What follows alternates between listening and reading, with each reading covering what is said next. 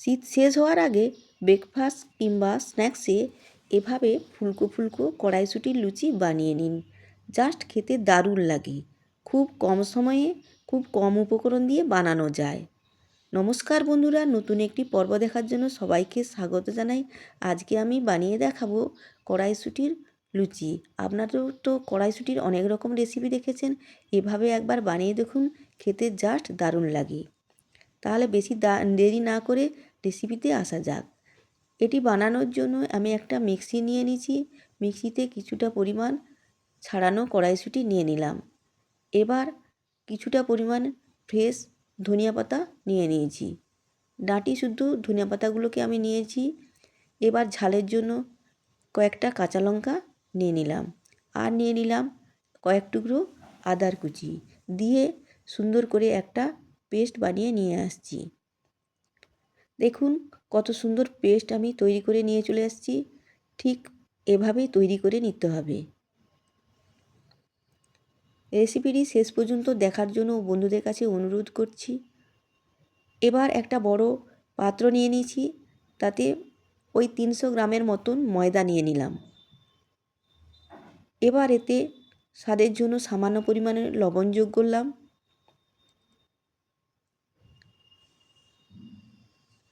এবার ময়ামে দিয়ে দেব কিছুটা পরিমাণ সাদা তেল দিয়ে।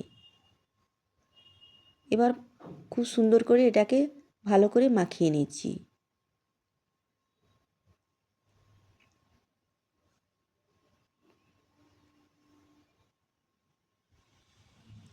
ঠিক এভাবে মুঠ হবে, এরকমভাবে তৈরি করে নিতে হবে। এই পর্যায়ে আমি বেটে রাখা পেস্টটাকে দিয়ে দিলাম।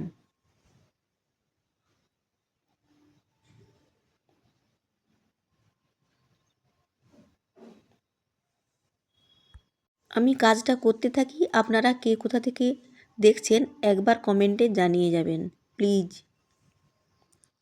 এরপরে আমি ভালো করে মাখিয়ে নিচ্ছি। সুন্দর করে মাখাতে হবে যতক্ষণ না পর্যন্ত একটা সুন্দর ডো তৈরি হচ্ছে।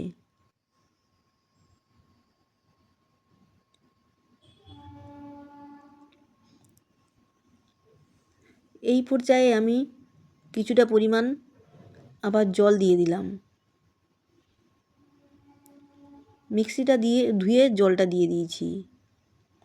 আবারও ভালো করে ঠেসে ঠেসে মেখে নিচ্ছি। এই পর্যায়ে যদি ময়দা কিছুটা লাগে তাও ময়দা দিয়ে ডোটাকে সুন্দর করে করে নিতে হবে। দেখুন আমার ডোটা রেডি হয়ে গেছে। এবার ডোটাকে স্মুথ রাখার জন্য কিছুটা পরিমাণ সাদা তেল দিয়ে একটা ঢাকনা চাপা দিয়ে সরিয়ে রাখলাম। এরপরে কড়াইতে কিছুটা পরিমাণ সাদা তেল দিয়ে দিলাম। আপনারা চাইলে সরষে তেলেও করতে পারেন। তেলটা গরম হতে থাক, এদিকে আমি লুচিটা বেলে নিতে হবে। এর জন্য ডোর থেকে আমি লেচি কেটে নিচ্ছি।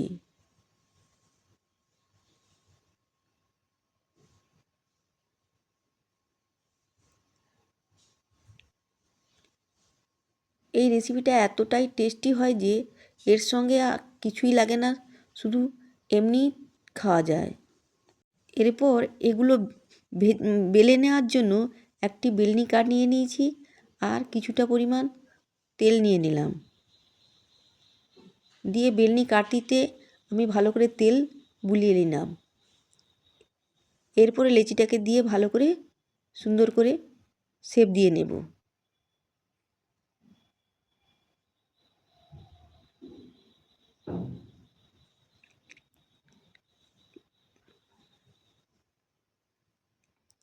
আপনারা এটা তেলের পরিবর্তে শুধু ময়দা দিয়েও বেলতে পারেন। আমি দুটো করেই দেখাবো। দেখুন আমার লেচিটা বেলা হয়ে গেছে। এরপরে এটাকে আমি ভেজে নেব। গরম তেলের উপরে দিয়ে দিলাম। এই সময় গ্যাসের ফ্লেমটা কিন্তু হাইতেই থাকবে। এইভাবে কিছুক্ষণ তেলটাকে নাড়লেই দেখবেন লুচিটা সুন্দর ফুলে যাবে।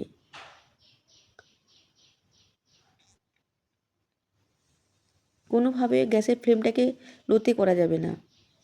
দেখুন লুচিটা কত সুন্দর ফুলে গেছে। এক পিঠ হয়ে গেছে, ঘুরিয়ে আরেক পিঠ ভেজে নিলাম।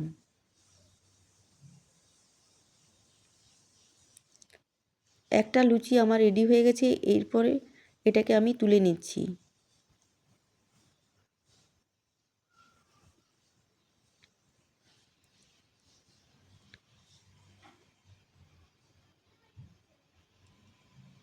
তেলটা ঝরে যাওয়ার জন্য একটা ছাঁকনিতে নিয়ে নিলাম। এইভাবে আমি সমস্ত লিচিগুলোকে ভেজে নেব। এরপরে একটা ময়দা দিয়ে বেলার জন্য ময়দা কিছুটা দিয়ে দিয়েছি।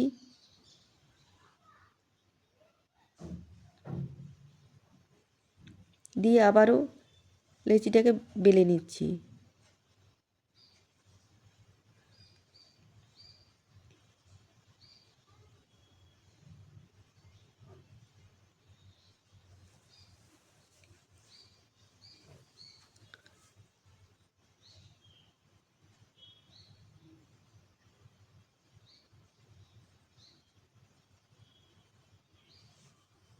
দ্বিতীয় লুচিটাও আমার বেলা হয়ে গেছে।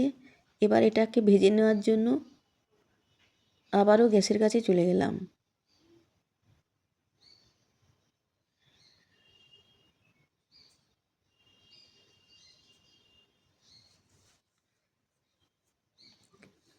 রেসিপিটি ভালো লাগলে লাইক, কমেন্ট, সাবস্ক্রাইব করে পাশে থাকবেন। যে সকল বন্ধুরা আজকে নতুন তারা চ্যানেলটিকে সাবস্ক্রাইব করে পাশে থাকবেন।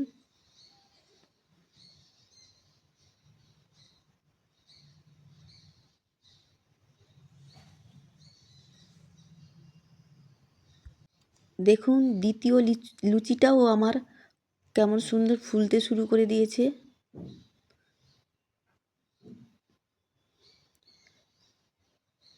এক পিঠ হয়ে গেছে, এরপরে আমি উল্টে আরেক পিঠ ভেজে নেব।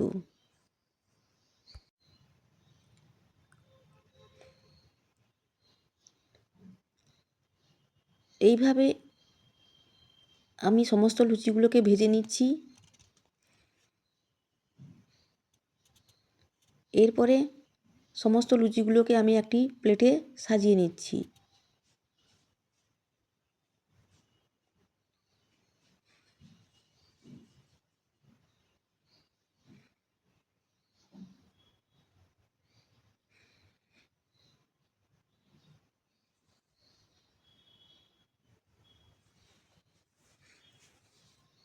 আজকের রেসিপিটি কেমন হয়েছে একটু কমেন্টে জানাবেন।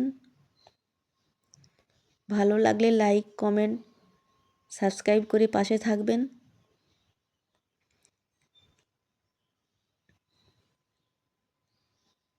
দেখুন সমস্ত লুচিগুলো আমার সাজানো হয়ে গেছে। এগুলো এখন পরিবেশনের জন্য একদম তৈরি।